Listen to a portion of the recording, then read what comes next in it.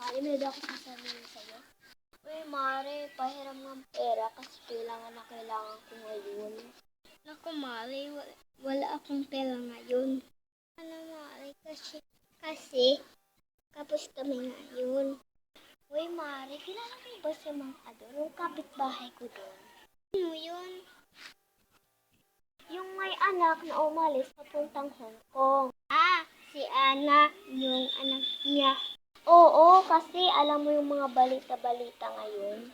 Alam mo ba, Mare, nandito na si Ana, umuwi siya kahapon.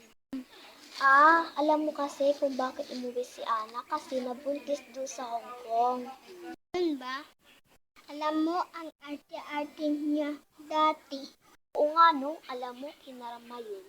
Oo nga pala, Mare, uuwi na ako kasi yung anak ko naghihintay sa akin.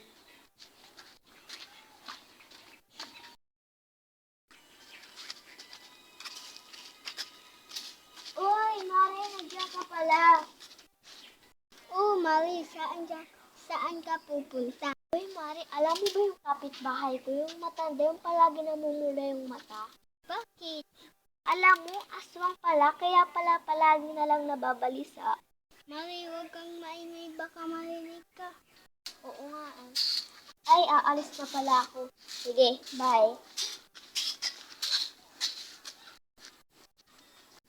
Okay, bigat ng mga daan.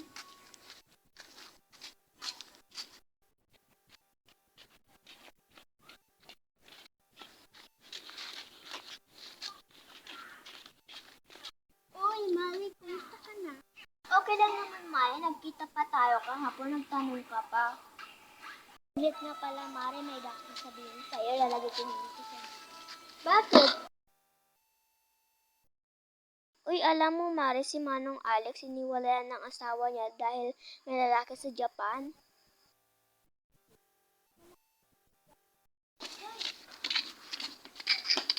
Sinasabi ko na nga ba, mga chismosa kayo.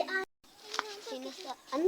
Hindi talaga kayo titigil sa pakikialam sa buhay ng iba. Sa susunod na marinig ko pa kayo na nagchichismisan, ipapabarangay ko na kayo para magtanda kayo. Wala akong kinalaman dyan. Ako rin naman, narinig ko lang yan.